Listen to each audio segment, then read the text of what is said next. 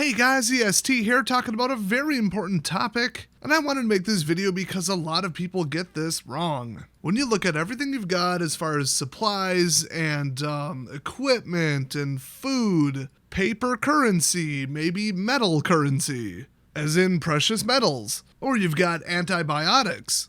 Everybody goes back to the term value. Well, what would the value of this be? What would the value of your dollar be if this happens or if that happens or if there's a complete and utter collapse of, either the world economy or your local economy? What if there's, a slight economic issue? What if there's a war? Well, then, metals would go up because they need them to build whatever. Remember the World War II scrap metal collectathon, propaganda pushes? I would hardly call it propaganda when they literally would just be like, hey, go get these, we need them for the war effort, and they would actually melt them and turn them into like ammunition. It's kind of the opposite. There's like practical instructions. But people like to kind of get the whole value thing wrong, and I think it's a mix of not taking in the whole picture, kind of surface level thinking, and then, of course, Hollywood.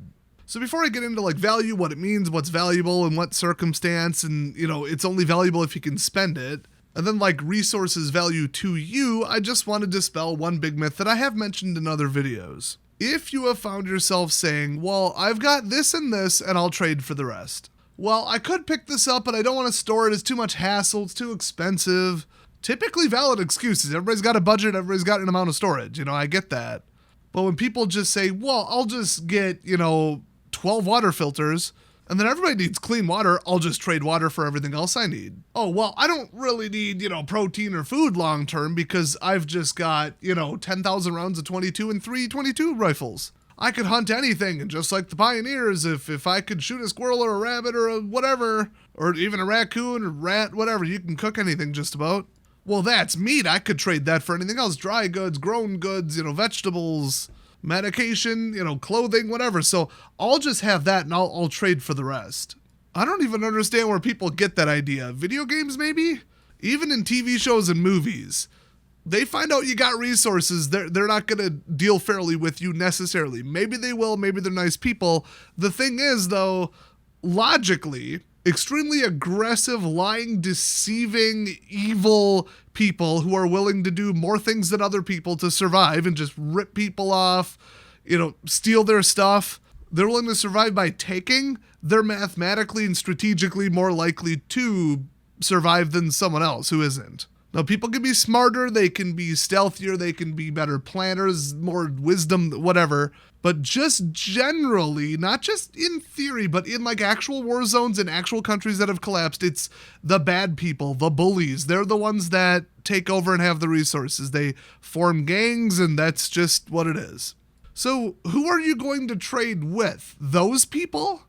And you could do it right. You could convince somebody with, a couple working brain cells that it's more valuable that where something is and you can go get it, and you're willing to take the time and effort to go get it, from scavenging or from growing something or hunting or something they don't know, where if they just decided to shoot you and take what you got on you now, then the supply would run out. So you got that if they believe you.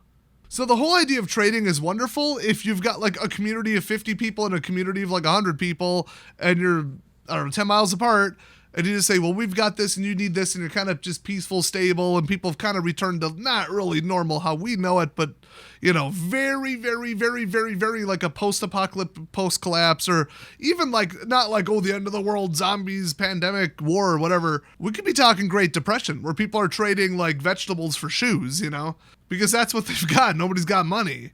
So that's like, you still got polite society, you've still got police, you've still got rule of law, you've still got social pressure, and enough people and enough infrastructure that even though everything is completely gone to crap, that it's going to get worse if you break laws and get caught, So if there's none of that, I would have trading be the absolute last resort. Even if there was some horrific event and we're still getting out of it and it's been 2 weeks, like we got to go to the other side of the country because, an earthquake or something.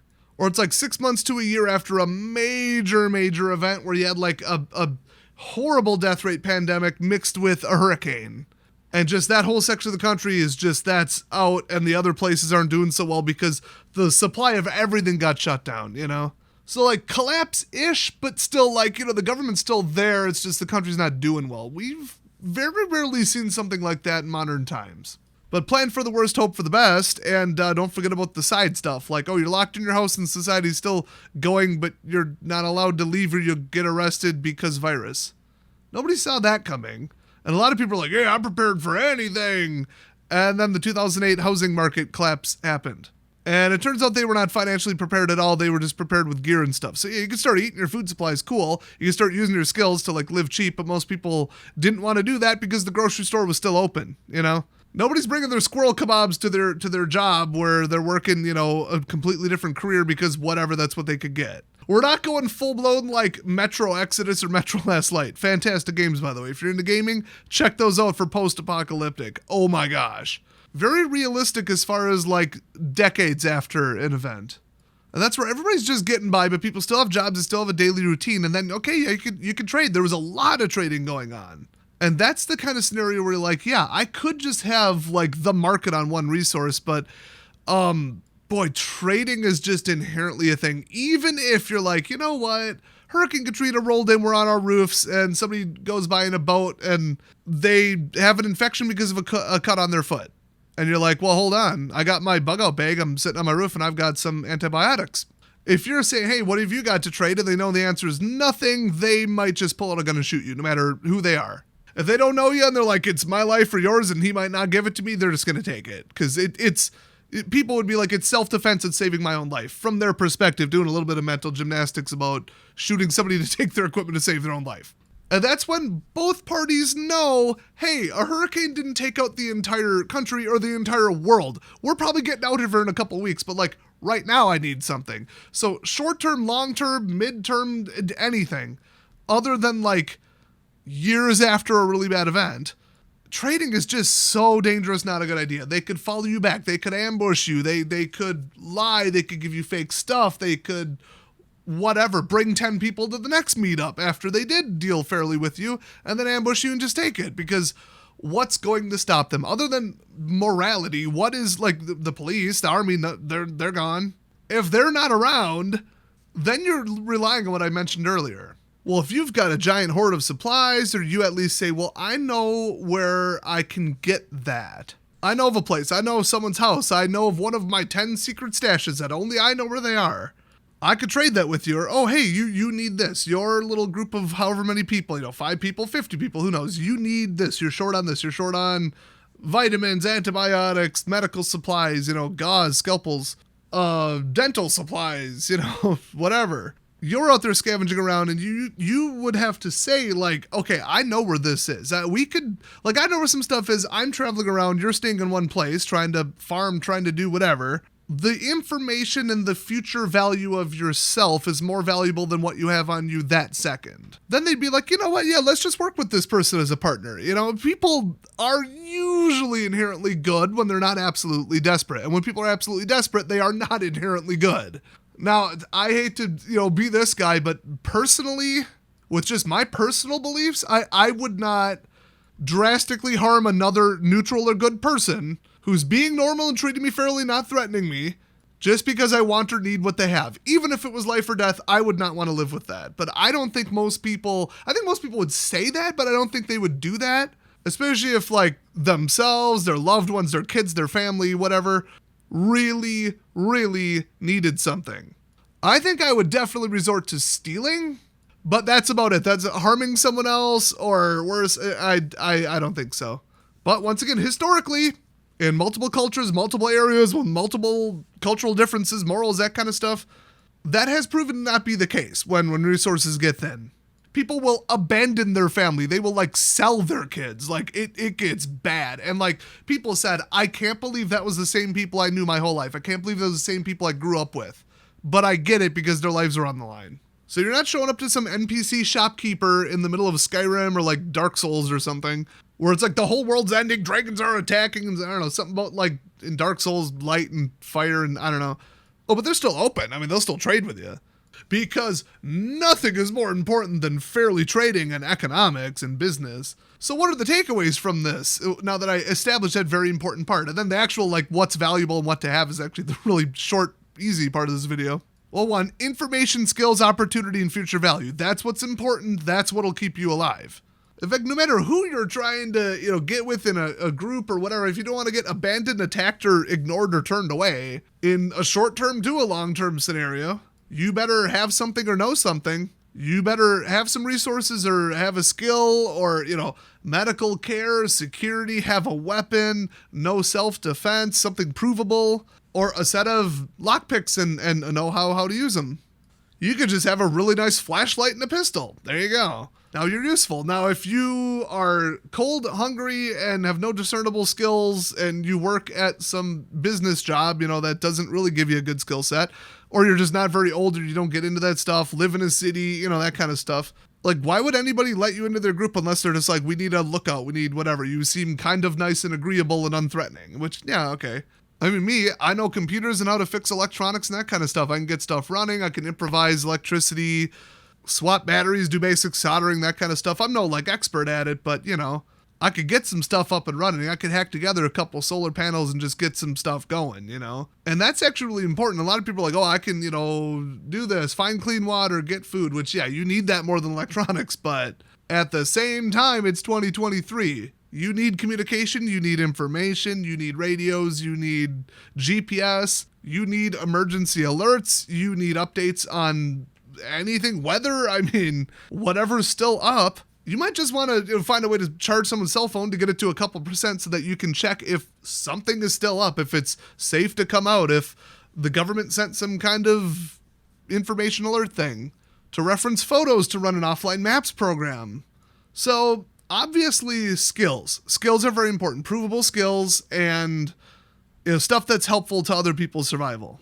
Depending upon where you live, and this depends very heavy, like you're talking some giant city in California where the weather's always a certain way and maybe gardening. But yeah, if your skills involve walking around the city and finding the best bodega with the best prices on delicious taco meat, might want to brush up on that. But then why are you watching my channel? So I don't think that's anybody out there in my viewer base. But I am kind of sick of the whole skills are the real currency, teach a man to fish versus give a man a fish, that kind of stuff. Okay, cool. But once you know the basics, well, then let's move on. What physical items are worthwhile? Let's just kind of mentally go through what I have the most of. Guns and ammo.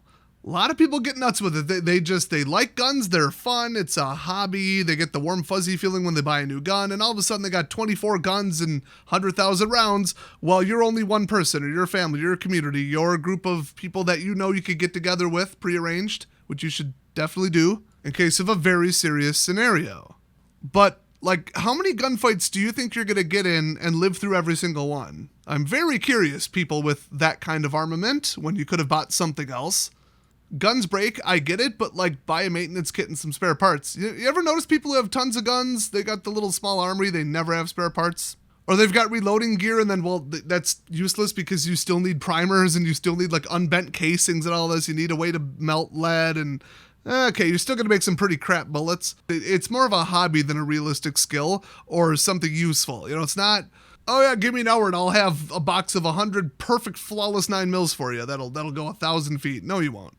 And where are you getting the primers from? Do you even know how they're made? Or not a big fan of reloading. I know that probably pisses off some of you, but it's not the most useful skill because you cannot reasonably go get everything you need and make it. The tolerances, the metalworking, the chemistry, it's just not going to happen. But yeah, really, how many gunfights do you intend to get into? The best gunfight is the one you don't get into that you avoid. I'm not just saying, de-escalation, this, that, daily kind of stuff.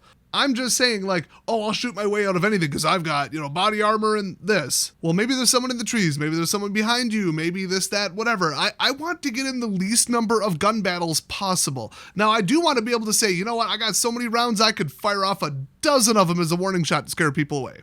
Because that's preferable to just killing someone because they're on your land investigating something that looks closed or because they saw smoke or a fire. It's nice to have expendable ammo for other reasons than just directly I'm shooting at them, they're shooting at me. And then obviously for hunting. You could almost not have too many for hunting, but even 10,000 rounds of 22, that should be generously 3,000 animals. You might miss a couple. Your optic might get knocked off and you're going to very loudly sight it in, really.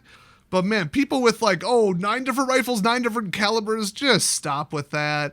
And people say, well, I'll trade them. The last item you should ever trade away is a gun and ammo, because you don't know what they're going to do with it, and they know where you are generally. Maybe not where you live, you can meet them somewhere, but people can follow people, okay?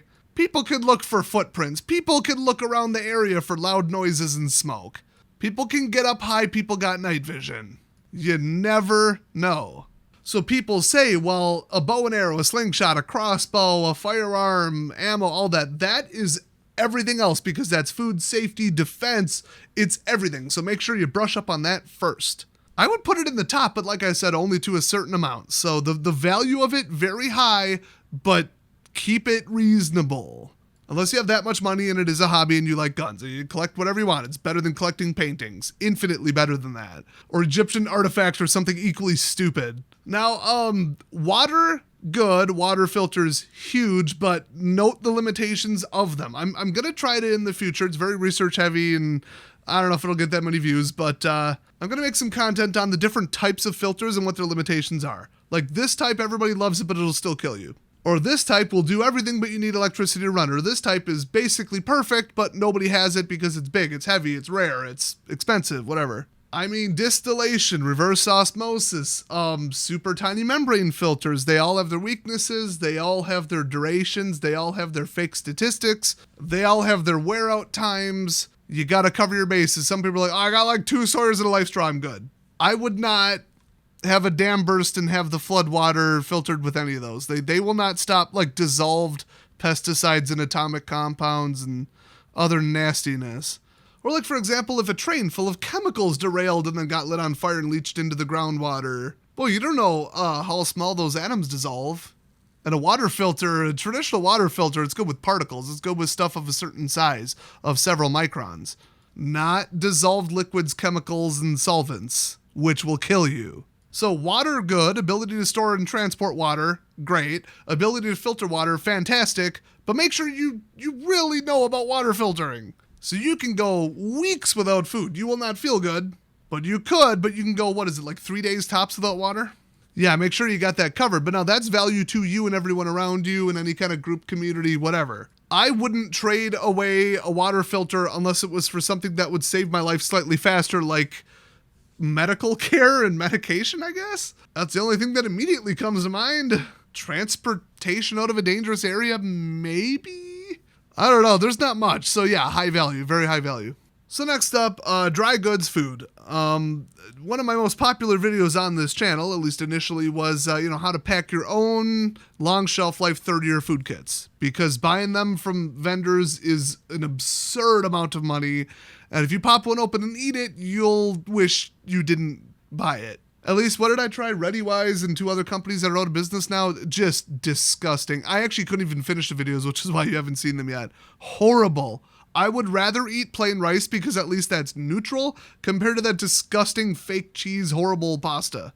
So yeah, dehydrated and freeze-dried stuff, all that great, but that's if you want to drop like $1 to $2 grand per month worth of food, which if you have it, go for it. But then it's also heavy and it's like, okay, so if you do it yourself, you can get, I believe it's several months worth of food for like $300-400 total. That's like the Mylar, the sealer, everything. And then just do it yourself. Now at that point, there is food fatigue. And I keep saying like, I would power through it. If I'm hungry, it'll taste fine. You know, I've heard otherwise from other people that have been through scenarios or know someone, or they've been overseas serving.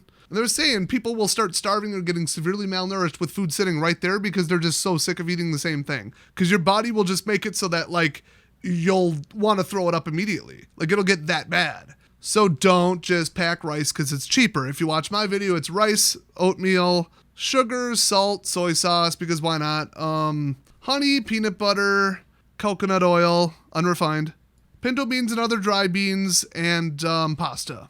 And that's a pretty good mix. You can kind of rotate it. You won't feel great, but like you'll be so much more energetic and so much more alive than anybody who's gone months without food because everybody else took it and there's just nothing left. Nothing left to hunt, nothing else hitting the shelves. I mean, in case of a really serious event, the amount of people that would die from starvation, I mean, just look at the communist takeover in the 80s in China. 10 to 20 million people starved to death. Look at Soviet Russia where they tried to redo the supply lines and really it was just commies taking everything as usual. Under the guise of, oh, it'll be great for everyone. And then, yeah, the elites just take it all. And then nothing works because nobody's motivated to work because there's no reward. Because it's all socialist, there's nothing to work towards. I mean, huge percentages of people by huge regions will just plain starve. And it is ugly on the way down. And if you're hungry and malnourished, you're also going to be more prone to diseases. It might not even be the starvation that gets you. It's your immune system shutting down. It gets real ugly real fast. So if you're a healthier, faster, better slept, better metabolism than everybody else because you've at least got those nice tasty carbs and a little bit of protein, vitamins, that kind of stuff, you're going to be like an Olympic athlete compared to people just moping around trying to stay alive. So a couple months worth of food is nice, and it's a couple $100. I think a lot of people could put that together either right all at once or over time. So food, very big. The problem is, for just me and nobody else, 6 months worth of food is so big and heavy, I don't think I could even reasonably fit it all in my car. So transporting it, even with enough time, and even with like lots of minutes to get it, in tubs out of my basement into my fairly small car, to evac with, I could almost guarantee 75% of it is getting left behind. So I would end up with a couple months worth, for sure. Maybe 2 months, 3 months. But that's like, I think it's around 200 pounds.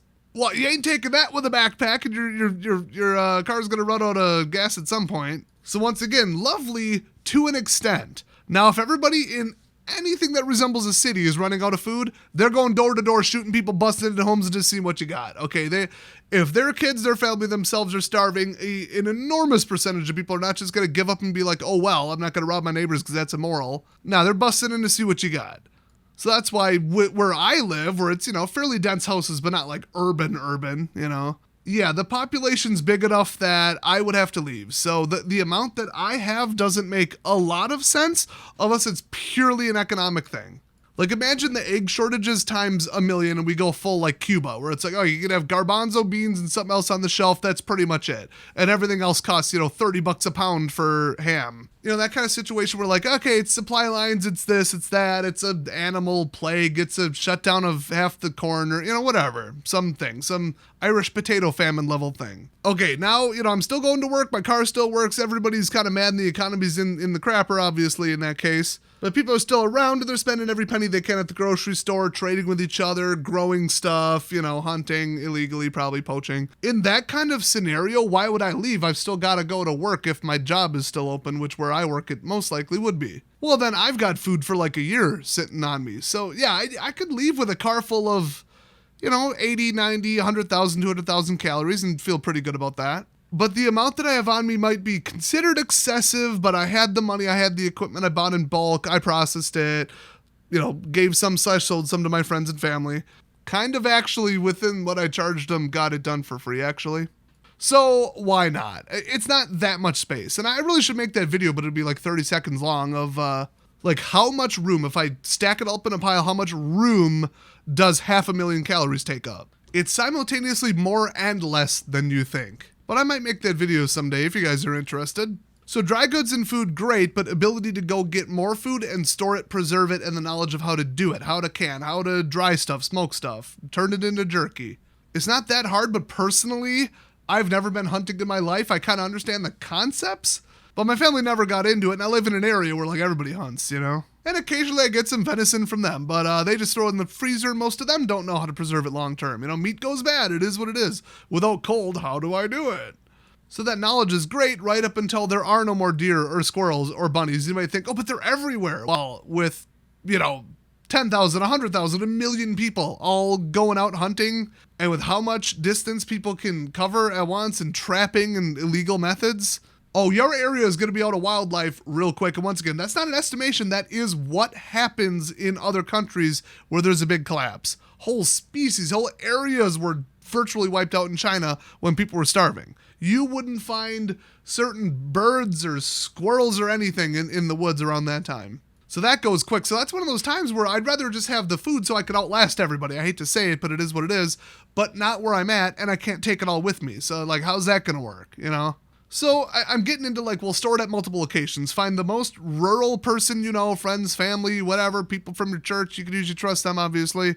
Local prepper group, gun club people, whoever you got. Find out the furthest away place, business, home, rental property, vacation, cabin, I don't care.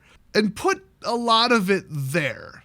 Because then it's already there, Then all you have to do is get there in case you got to leave in a hurry because of something. So the value of the food is huge in just outlasting everybody else.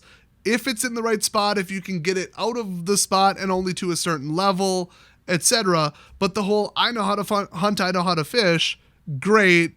One of those times where really that's not that useful because everybody else is going to have the same idea and it's going to get real thin real quick. So spare electronics, data, offline maps, batteries, flashlights, that kind of stuff. Stuff that people say, well, it's nice. Gadgets are nice, but electricity, what if it gets wet? It only lasts as long as it lasts. So everything's cheap Chinese crap. I don't know about you, but my phone's like 3 years old and still running. Phones these days are among the toughest things ever, and I have my last phone and my last phone. I don't sell them, trash them, nothing. You know why? 128 gig micro SD full of everything. Survival guides, foraging guides. I don't need to know it if I only need to read it when I need to know it. And then we've got, you saw it on this channel, about a 6 to 8 watt USB output, real nice, simple, waterproof sealed solar panel. It could fit in or on a backpack. So I effectively have, with the average cell phone, mine or someone else's abandoned one with no encryption or pin or key on it, could be very useful. Just for GPS directions, compass, maps. I like offline maps. Don't rely on data or the network because the cell phone tower is not always there. You know what I mean? As much offline as you can get. PDF, survival books, whatever. Even just entertainment, something to take your mind off it. And then some really basic earbuds, some old $3 earbuds. I've got that in my emergency pack. I just do. Plus a spare battery pack that could charge my cell phone about 10 times over. And then I could charge that on solar slowly. Just imagine if you were to go back 200-300 years. We'll say 1700s. Okay. 13 colonies. And we'll just pretend nobody would assume it's weird. I know this is a weird scenario. You've got a phone and they don't. You've got a $3 got it at Goodwill Garmin Nuvi 430 or whatever. Formerly a pretty expensive, nice GPS unit. And it fits in the memory 1/3 of the country, all downloaded. Well, you've just got Lewis and Clark in your hand and then a little cell phone, solar panel, durable battery and a screwdriver to do basic service on it. Oh boy, as long as you don't drop it in the water, and even then I could drop my phone in water. In some cases, back in the day, you could download the entirety of Google Earth onto your computer or mobile device. I think it was like 90 gigs or something. So I could have a map of the entire planet in my hand. I could have the entirety of Wikipedia downloaded to my phone. That actually is a thing. People have done that. They've done exports. You can download them right now. I have it. It's in a really garbage format. Let me just throw that out there. Not very searchable, not very practical, but you could have digital encyclopedias on there. You could have instructional booklets. You could have all the knowledge of the internet narrowed down to stuff that's actually useful, but offline. And then all you need is electricity, and your phone is tough as nails. And if your phone starts failing, it's got a crack in it, the battery's unreliable, just juice it up for a little bit and Bluetooth the data to someone else's. I mean, you could keep this going just point-to-point ad hoc network. So, yeah, information, digital supremacy, when nobody else has it because the grid's down and everything's down and people didn't prepare for it. You've got the working cell phone with the working maps and the working data. That's the most valuable thing ever. It's information, because I always say information, knowledge, skills, but you might be thinking in your own brain. That's lovely if your memory's really good and you practice it every day. Otherwise, it better be a PDF on your phone and a way to charge it and read it. It is so critical. I would put it up there just from the communications, the useful information, the training, the downtime, the distraction, the mental comfort, everything past water, food, shelter, and safety. The next thing is pretty much electronics and computers and data. So a lot of people, especially older people or extremely young people, so people who didn't just grow up with technology the whole time. I mean, I remember in middle school, my first friends got dial-up. I remember television over the air wiggling around the bunny ears, and I'm not that old and I work in IT. I appreciate, that era, and I saw it come up the whole time and had more time or as much time to learn computers as anybody else because I was there at the beginning. So that's why I say much, much older people than me and much, much younger people than me, they're like, oh, it just works. I just ask Google. It's just AI. Or I never learned it because I hate it and learning stuff is awful. I learned the basics. I have no interest in it. There you go. I get that, but one, sub to my channel, and two, go watch just a couple one-off, here's how you prep your phone to do this. Here's how you can do this. Here's just a quick basic 5 minutes about how electricity works. That kind of stuff. If you're just like, okay, I just got the baseline, I've got a backup phone prepped, I've got some data on it, I keep it at 50% charge, plus I got a little battery bank, People know how to plug in a phone and charge it. Like, your tech skills, no matter how bad you think they are probably better than you think. Now, me, I usually got a flash drive on me. I can hack past any password in Windows as long as it's offline and unencrypted. I'm getting into that data. I've got equipment where I'll just pop the hard drive out of the SSD and just read it. So if I want to get some data and somebody's got something, I can get it, but that's years of knowledge, experience, and really exotic equipment. So that's my specialty. I'd rather just have it on me in the first place instead of, oh man, we're 10 years past some big collapse and everybody's farming and this and that, but boy, I wish we had this level of technology again.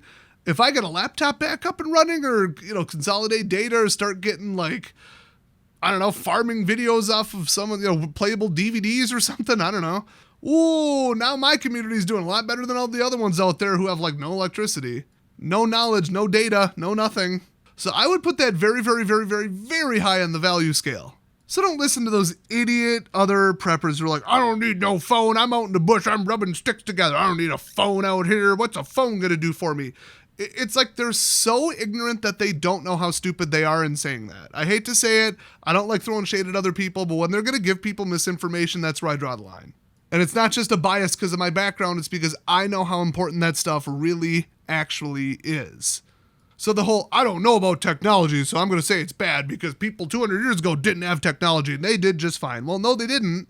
And also they had books. They had experts. They had physicians. Well, they were kind of crap. But even in the 1930s, the people with huge educations, access to books, college learning, they were so important to the community. You know why? Because people got sick. Things happened. Plants died. You wanted to know why. You wanted to know the chemistry, biology, just everything. Why did this happen? Why did that happen? Why is this person sick? Why is this doing this? Why did this turn this color? You need the knowledge, and if you don't have the knowledge in your head, you better have it in your pocket.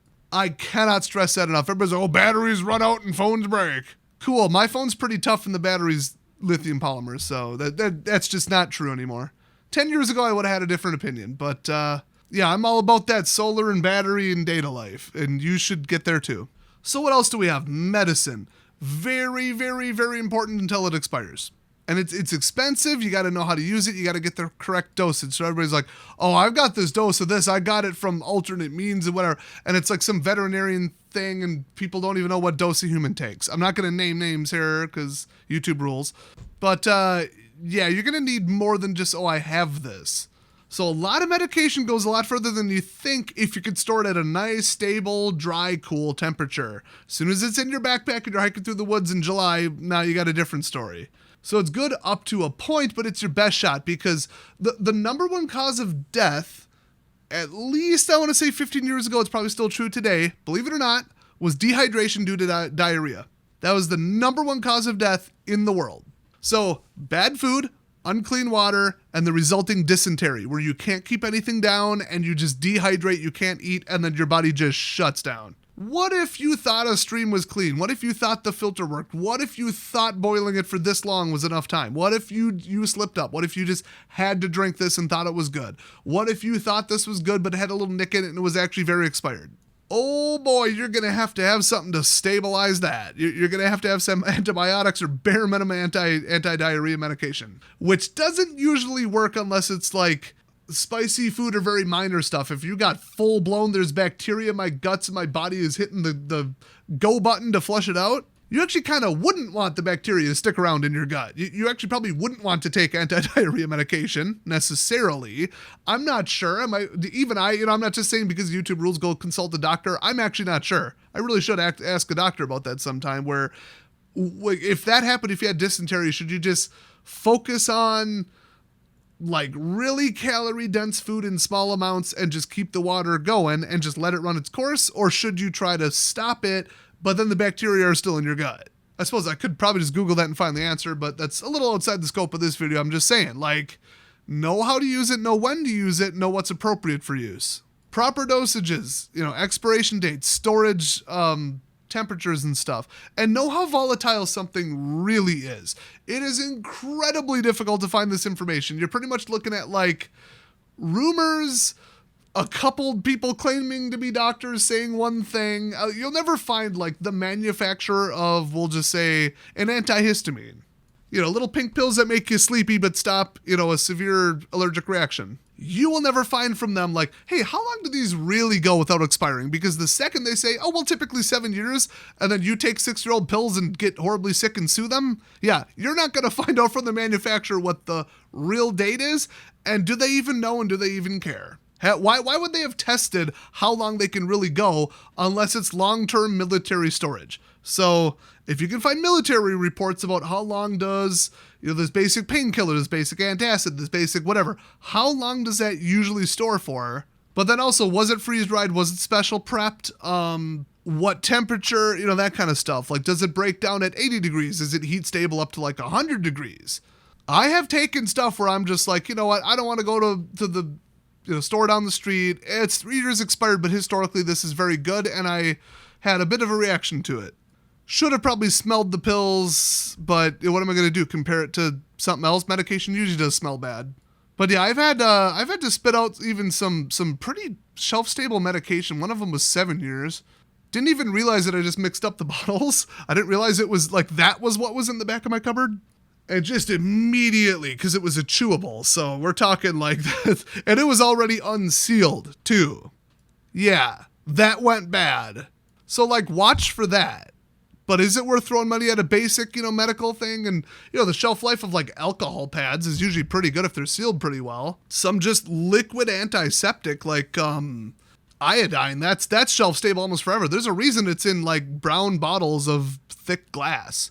And you can find military reports on, like, the shelf life of that kind of stuff. Because it's expensive to throw out the Army's supply of so-and-so medication every 2 years, So try to get that information if you can for what you got and make sure you got the right stuff.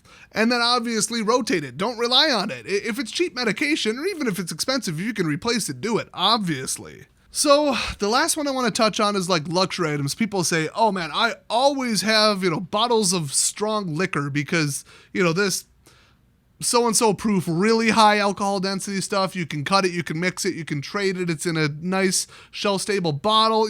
Certain types of wine or whatever, whiskey, it'll last forever because nothing's going to live in there. And some of those bottles are really made to last, And I could trade it because everybody's looking to escape from bad scenarios, bad circumstances. To an extent, yes, but it comes down to like, trading. And then somebody interested in trading for alcohol is probably an idiot.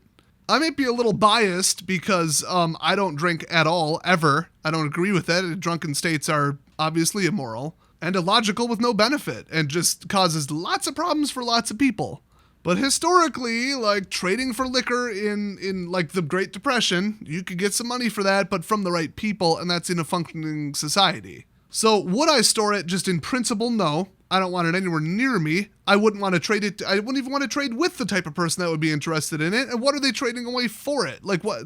Are they going to trade food for liquor? Who's that stupid? I don't want to deal with that person. How did they even survive? They're clearly an idiot. So people saying, oh, but you could drink it and it's like anti-anxiety. It'll make you chill. Yeah, but it'll like who's in charge? If you're totally drunk, who's looking after yourself? It should be primarily you and secondarily someone else.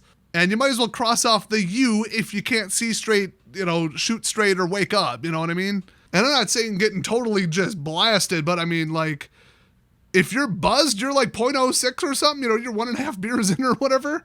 I wouldn't know. I'm sure those numbers are way off. I'm using it from like high school. I literally have never drank alcohol in my entire life. And I'm German, Dutch, Irish, and from Wisconsin, just for a little context for you.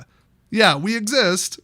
But like try running through the woods or running away from something or fighting a bear, reacting correctly or getting in a fist fight while that inebriated, like at all. I wouldn't even want to be 1 hour sleep deprived in that kind of situation, let alone drunk.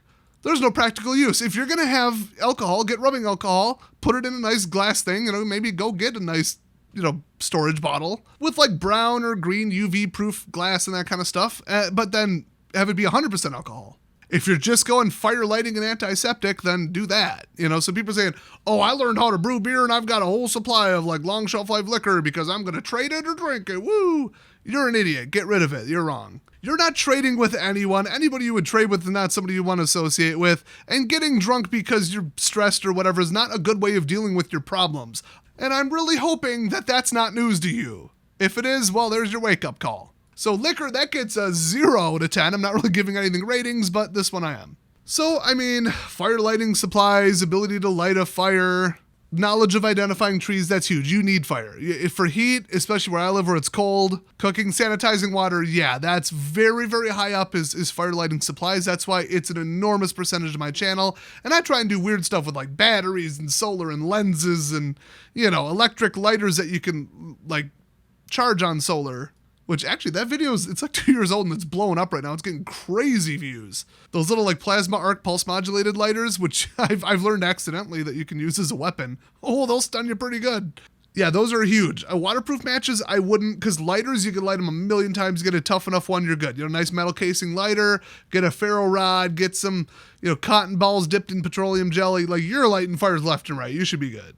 It's cheap, it's light, and it's incredibly valuable. I've got it in my glove compartment. I've got it in my backpacks. I got it in my go bags. I've got it around the house. It's in my garage. I've got fire lighting stuff everywhere.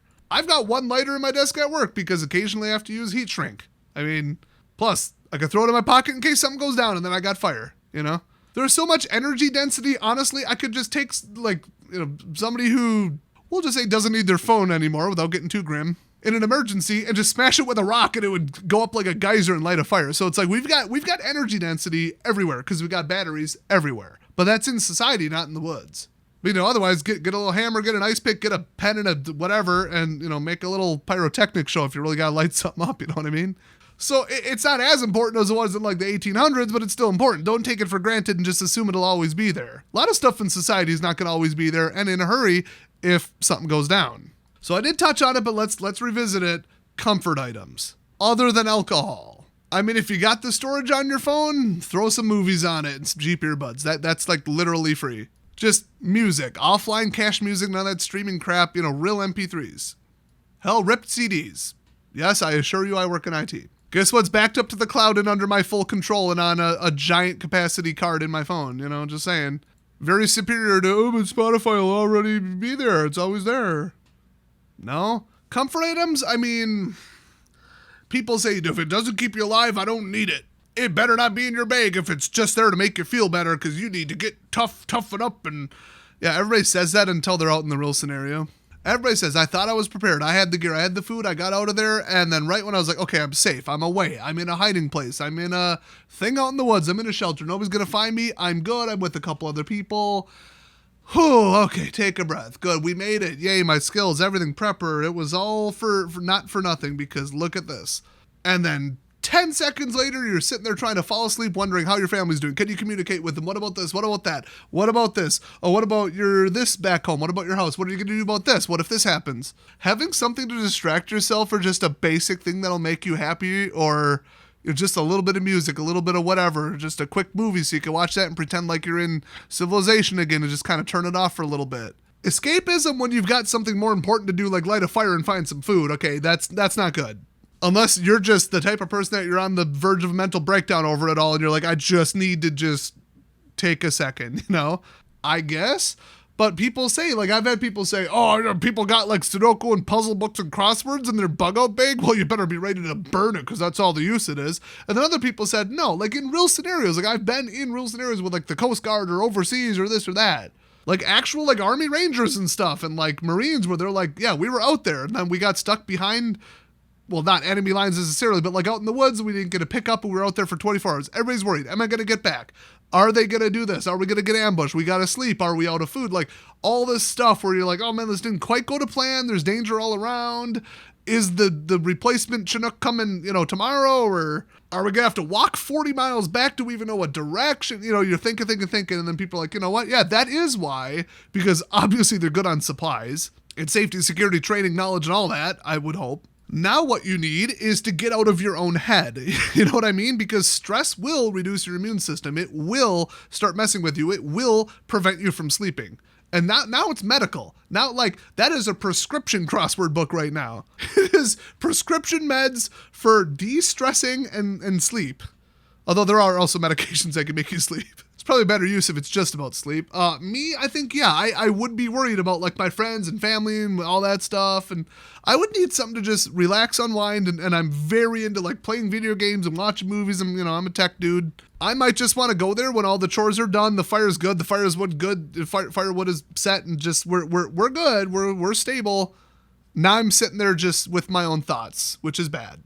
I think I could switch it off, but like when there's no accountability, no immediate threat, you don't have the adrenaline, or you're just in that mode. It's gonna come hitting back, and it's gonna hit hard. I think almost no human being on the planet with like a functioning psyche would say that that's not gonna happen to them, because it is. So comfort items, high value, but obviously do not put them above anything else. And something durable, recurring that you could trade.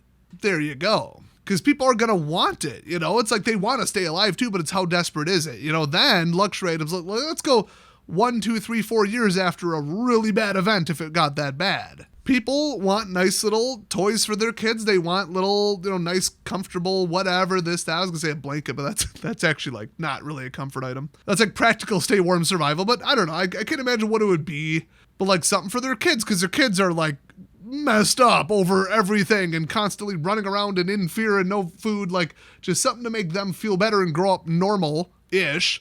There's trade value to that, but also like how many toys and this, that nice thing and whatever do we have in thrift shops around in everybody's house everywhere? I don't think there's a shortage of a lot of stuff, I mean, I'm not just talking like stuffed animals and dolls and stuff, but like just anything you consider a nice, non-survival, just nice to have item, a distraction, entertainment, whatever. We have so much of it, at least in my country where I live, that you could bust into anything anywhere as long as you're not out living in the woods running away from zombies or commies or something. I don't know. What's the difference? Totalitarian lefties. NPCs, I don't see a difference. Ha ha ha. Other than that scenario, it's like, well, anybody looking around, they're going to be like, oh, there's all this, cheap, dumb plastic toy stuff, and this thing and that thing and that thing and this thing, but I need survival stuff. Like, nobody's taking that from somebody's house. Like, you could probably raid one person's house and have a village in Africa be like, wow, all this clothes and toys, and wow, it could be enough for all of them. Like, my gosh, there's no shortage on that kind of stuff. So that really brings it down in the long term. And long-term trade value, when people are willing to trade and you're in a community and you're scavenging for stuff or whatever, if it really got that bad, it's still not that valuable. So like, don't go nuts with it, and never put it ahead of basically anything in this video.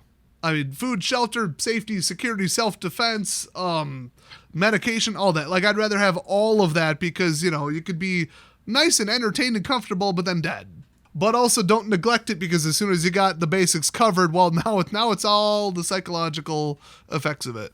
And if you've ever seen the show Alone, which I would recommend, check out a couple seasons of, a lot of people are like, I'm good, I'm not losing weight, I'm fat, I'm this and that, but I'm bored, I worry about my family, there's nothing to do, I can't get over the psychology of this. I've been out here for 3-4 weeks, I can't do it anymore. And they're fed, they're doing fine. But your caveman, I'm a man, provide for everyone, ooh, me catch fish, ooh, like that rush, that big, that base love of your brain, yeah, I made food, I made fire, I made shelter, like, cool, that only goes so far. And it gets old and you take it for granted, because that's how human psychology works.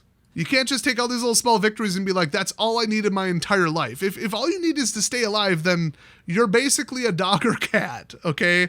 There's not much more past that. I mean, dogs are pretty smart, but it's like, eat, breathe, sleep, hunt stuff, other instinct stuff, make more of my species.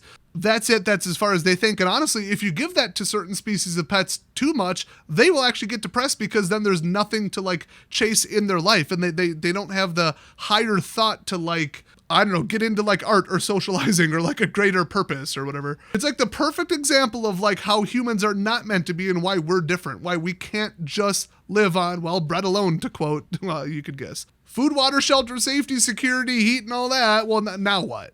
And people have lost it. What do they give away on that show? Isn't it like a giant cash prize? They've been like, I'm walking away from it because I just can't handle it anymore.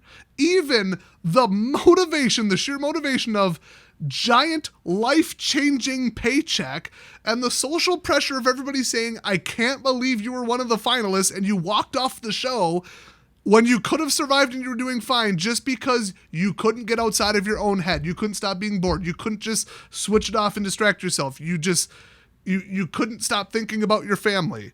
And you gave up that amount of money and embarrassed yourself in front of millions of viewers just because of that. And the answer is yes.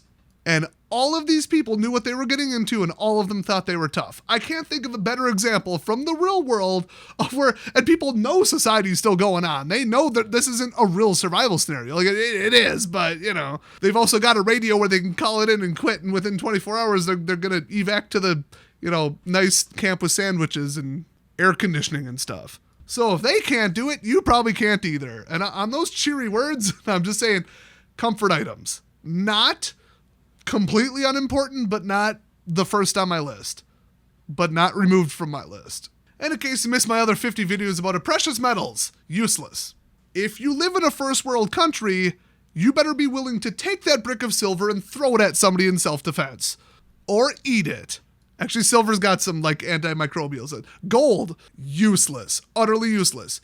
If you happen to live in Venezuela or Syria or pretty much most of Africa, if I was on camera right now, I would hold up my, $100 billion bill? Yeah, it turns out some governments over there really don't know how inflation works.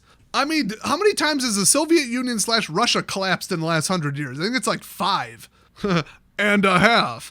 And I wouldn't consider Russia like a third world god-awful, hellscape country. It's just, if the economy collapses but the rest of the world keeps on spinning, everything's still ticking over in America, everything's still great over in England, everything's still great over in Australia, then guess what? If you bought up some silver bars and gold bars, that'll get you out of the country. You sell that to someone else, they'll ship you food. That's not economies of scale, but it's like, what is that? It's a trade difference. There's some term for it. Where it's like, well, this is useless to me, but you have that, and, vice versa, so let's trade. But that's when there's still some group somewhere out there that you have access to that can come and trade or buy that precious metal, that ring, that gem, that useless, stupid, but still invested item if your economy collapsed, but not everybody else's did. In that case, precious metals, sure. Everyone else, like people, for example, with stable, good YouTube connections and nice computers and phones watching this channel. So in other words, you. And I've seen the demographic reports, okay? Not a lot of y'all from Cuba and Venezuela, okay? Why do you think in poor countries like Africa, Africa's not a country, but countries in Africa, they will be like, man, our economy is in the crapper and our government doesn't know what the hell they're doing, or they do and they're lying to us and stealing all of our aid and money and overtaxing us and just, peasant class, North Korea, but less control, you know what I mean? Why do you think average Joe is like, how do I get ahead? What do I do? Oh, maybe I'll go get a college degree. Now, what? not where you live. I mean, maybe I'll go get an education, get the hell out of the country, or get an education, learn how to, use a computer, learn English, and then try to scam people. Nigeria. Why do you think that they try to attack, like carrier ships with cargo? Or they hunt like rare, leopards and endangered species and sell elephant tusks because there's someone else in the world where that elephant tusk will get great. That'll look great on your wall. Your kids are still starving, But if there's some fat, douchey, rich piece of crap out in England who's willing to pay for that, they're willing to pay thousands. It's all about rarity. It's all about, prestige and showing off. And that's why I don't like any kind of, I don't wear jewelry. I don't care about diamonds. I don't own any precious metals. That's all stupid and I want no part of it. It's just showing off, foolishness, and fake nothing. But if I had that, or I was able to go dig it up, or I bought it on the cheap and held it just in case, and I lived in Africa, guess what? I'm going to go sell it to someone outside of my country when the government and the economy collapses and there's no food or there's, whatever. A natural disaster, or this, or that. You could trade that to someone else, somewhere else, and get immense resources because anybody willing to buy something that pointless and stupid for a large amount of money has access to an enormous amount of food, shelter, safety, security, and stuff already. And so you could trade for that. But people here in America buying precious metals just in case.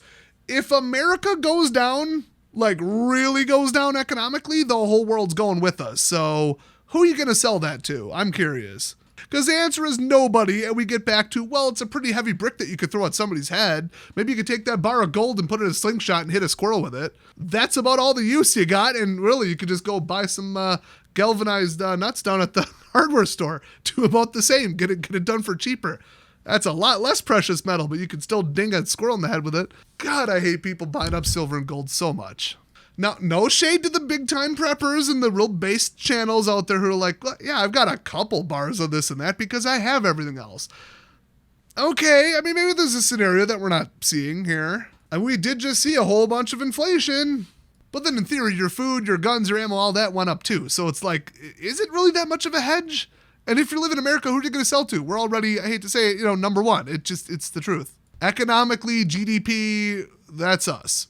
I try to shoot for an hour on these podcasts and little mini documentaries because a lot of you guys, you're long haul truckers, you're at the gym or you're just, cooking, cleaning, whatever. And you're like, yeah, I like nice long form content with a lot of information, but good, full information, not this 7-minute, top 10 listicle nonsense where you're like, oh, I'm educated. And then you realize, well, I didn't actually learn anything. If you're subscribed to channels like that, Blossom, excuse me, you should unsub and watch this instead. I might be a little biased, but I'm just saying people really like the long format stuff. So yeah, if you got this far into the video, you should really consider subscribing if you're not, and go watch some other of my cool long format podcast kind of stuff. And hey, if you're a trucker, thanks for still being a trucker in 2023. We very much appreciate you. And shout out to that one nighttime security guard that I know watches my channel. You, sir, are awesome. So the channel's still blowing up. We're getting explosive growth. I'm getting all kinds on people's radars for sponsorships, and I'm telling them all to shove it. No, seriously, I just turned down, I shouldn't even say it, something so lucrative because it's just a little bit misleading and a little bit too low quality of a product. It's pretty darn good, price-wise and whatever, but they're pushing something that just isn't true. And I don't like that. It does work, but there's better products out there for the money. I can't do it. I can't promote that product. But the amount of money they offered me, y'all better appreciate that. Okay, I'm just throwing that out there, okay?